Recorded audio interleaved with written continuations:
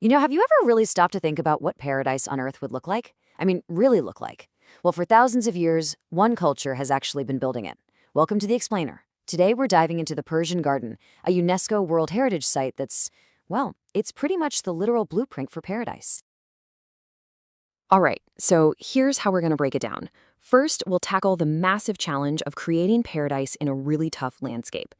Then we'll get into the ancient four-part blueprint they used, the absolutely brilliant engineering that made it all possible, and then we'll take a quick tour of some living masterpieces. And to wrap it all up, we'll uncover the garden's amazing global legacy. Okay, so to really get the genius behind the Persian Garden, you first have to understand the core problem it was built to solve. And it's a big one. How do you create life and beauty and a sense of order in a place that seems designed to resist it at every single turn?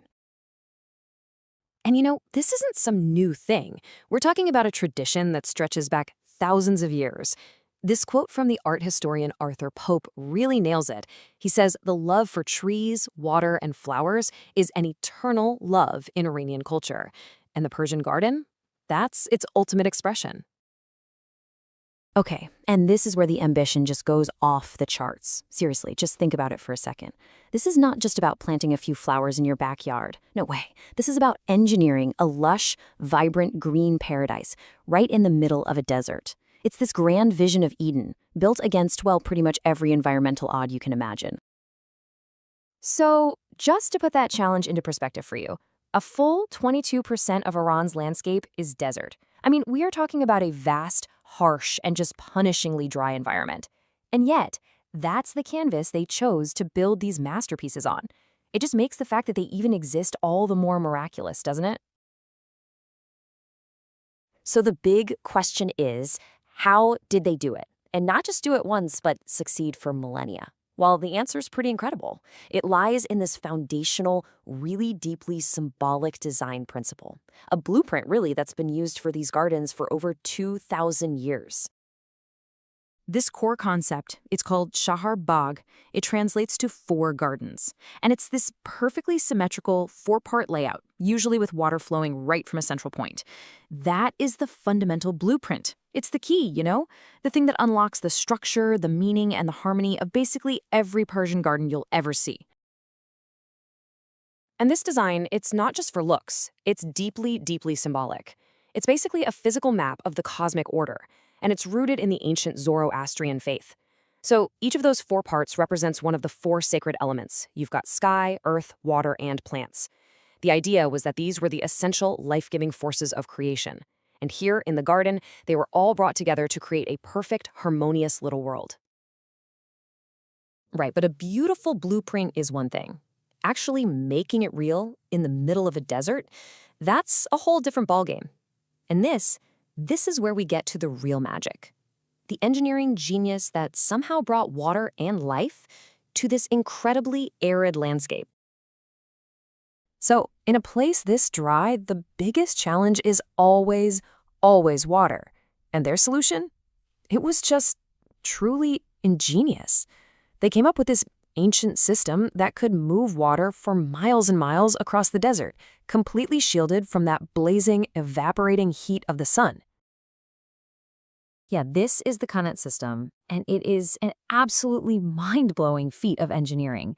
Just try to imagine this, digging these tunnels by hand, sometimes for dozens of miles, with a perfect, gentle slope that was calculated pretty much only by sight and knowledge passed down through generations.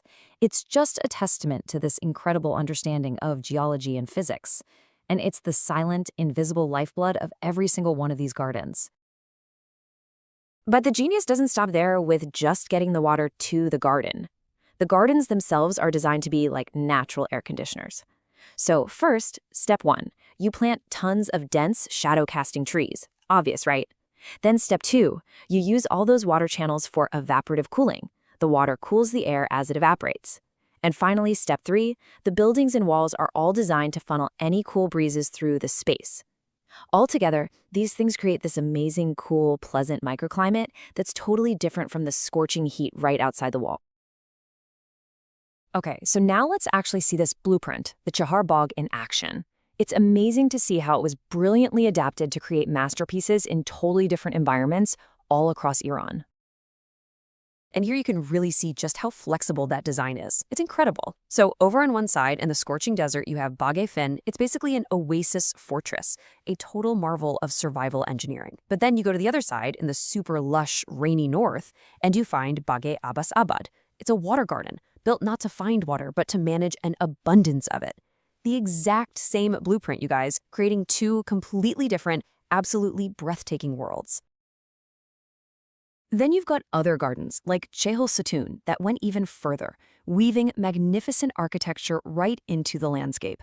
Its famous palace pavilion has these 20 super slender columns, but when you look at it, they're reflected perfectly in this huge pool right in front, and boom, the illusion of 40 columns magically appears. It's just a perfect marriage of human artistry and the beauty of nature. All right, so let's wrap this up by looking at the incredible and honestly often surprising influence these ancient designs have had, not just in Persia, but all across the globe and down through the centuries. I mean, the impact of this one design has literally rippled through history for over 2,500 years. Think about that. From the very first royal gardens of Cyrus the Great, this Chahar Bagh idea just spread. It traveled the world, inspiring some of the most famous gardens ever, like the Alhambra in Spain and the stunning symmetrical grounds of the Taj Mahal in India. And this brings us to one last really cool connection. The very word we all use for a perfect place, paradise, it comes directly from the old Persian word pardis. And what does pardis mean? A beautiful garden enclosed behind walls. So yeah, every single time we say the word paradise, we are, without even knowing it, talking about this ancient, brilliant idea. So in the end, the Persian Garden is it's so much more than just a pretty place. It's a timeless testament to our ability to combine ingenuity, philosophy, and art to create beauty and life with nature, not against it, even in the absolute toughest settings you can possibly imagine. And that kind of leaves us with a final thought, doesn't it?